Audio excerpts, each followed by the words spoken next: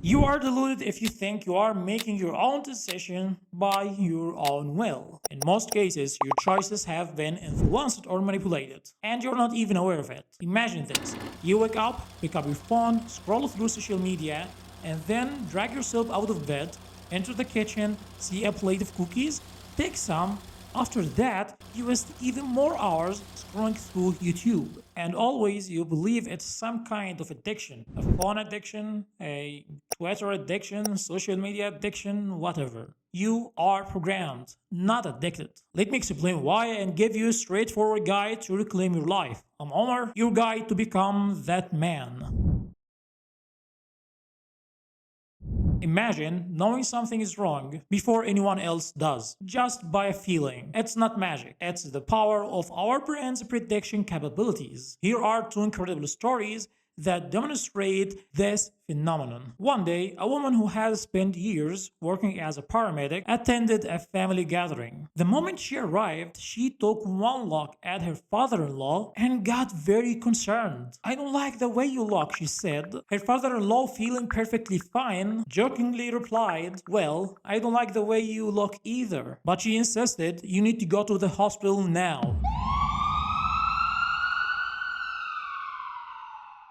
A few hours later, the man was undergoing life-saving surgery. An examination revealed he had a blockage in a major artery and was at immediate risk of a heart attack. Without his daughter-in-law's intuition, he might not have survived.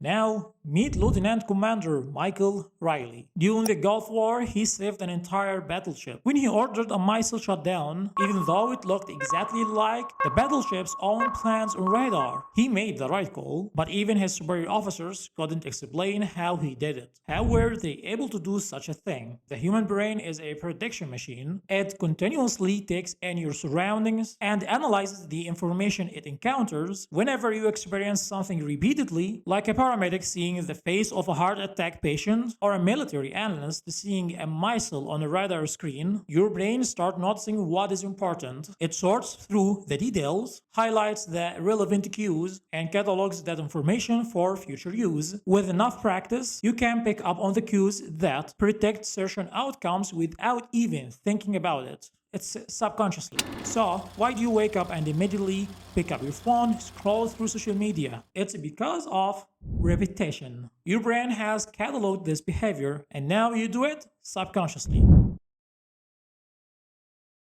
Now, when you wonder why you do those things, you will say it's because of repetition. But actually, it is not just repetition. It is something more than that, something that controls your entire life.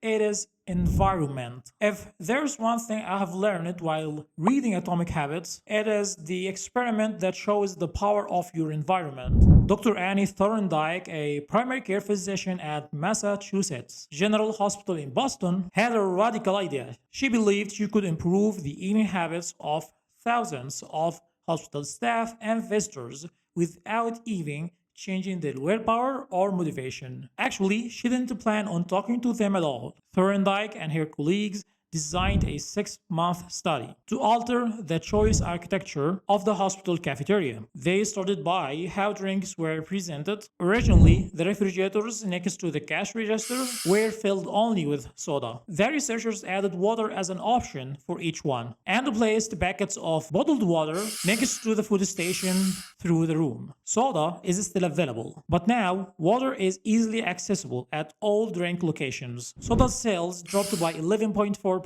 while bottled water increased by 25.8%. Similar changes were made for the food options, and the results were equally impressive. Nobody has said a word to anyone eating there. The environment did all the work. What does this mean for you? It means your environment plays a massive role in shaping your habits. Behavior is the function of the person and their environment, or B equals F PE. The quote from psychologist Bart Lowen highlights that your environment is the invisible hand that shapes your entire life without feeling. Despite our unique personalities, certain behaviors tend to arise again and again under specific environmental conditions. If you walk into the kitchen and see a plate of cookies, you probably take some. Even if you are not hungry, your habits shift depending on your surroundings and the cues in front of you. The good news, you don't have to be a victim of your environment. You can be the architect of it. By designing your environment to support your goals, you can make positive changes almost effortlessly.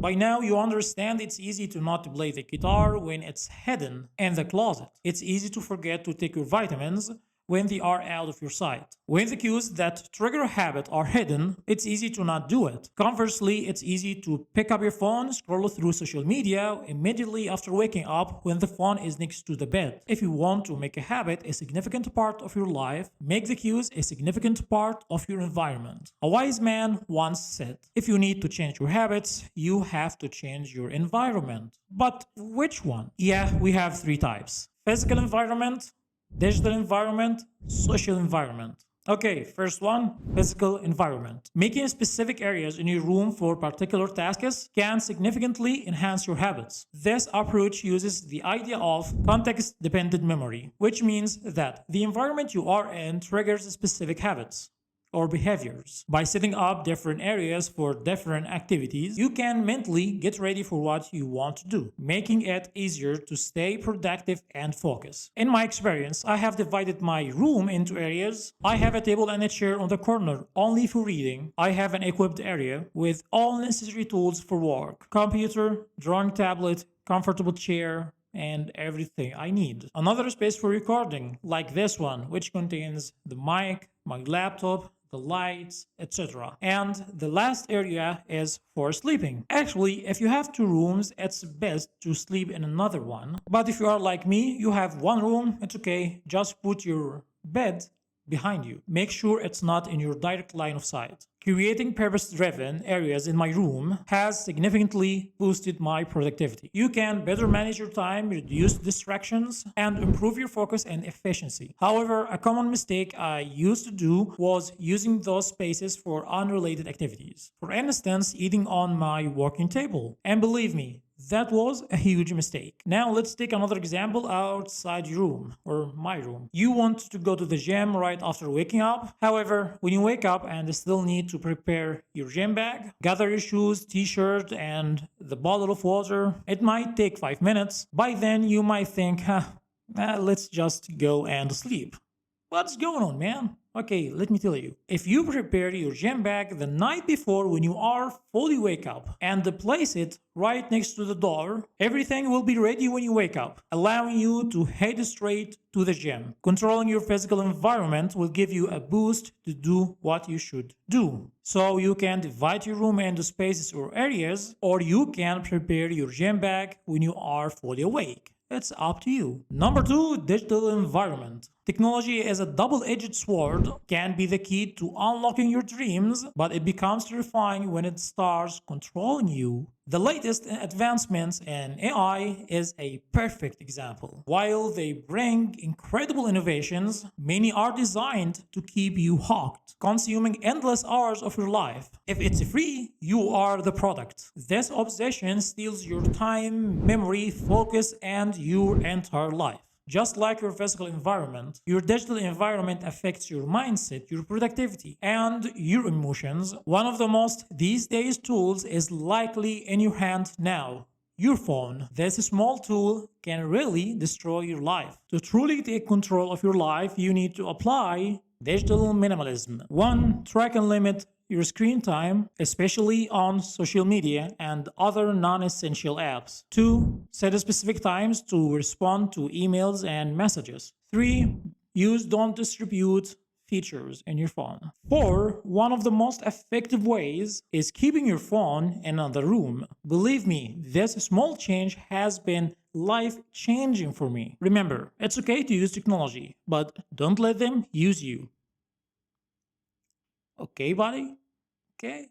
Finally, your social environment. The people around you, your friends, family, and colleagues affect your life more than you might think. Over time, you start picking up their habits and attitudes, without even realizing it. For instance, if your friends are into reading, you might start reading more. If they smoke, you could feel tempted to try it too. If they are big on fitness, you might find yourself going to the gym. Your social circle has a big influence on you and your interests. Here's a story from my own life. I had some friends who loved watching football, especially Real Madrid when Ronaldo was playing. I never cared about football, but I started watching games because they did. My social environment pulled me in, even though I wasn't originally interested. This shows how important it is to choose friends carefully. But there's another side to it. Some people might add stress or negativity to your life. Ideally, the people around you should help reduce stress, not cause more. Sometimes you need to distance yourself from toxic people to make space for positive ones. Sticking around negative people can hold you back without realizing. By consciously designing your environment, you can take significant strides in developing good habits and breaking bad ones. Same person with different environment causes different outcomes. Now, here's a tough truth.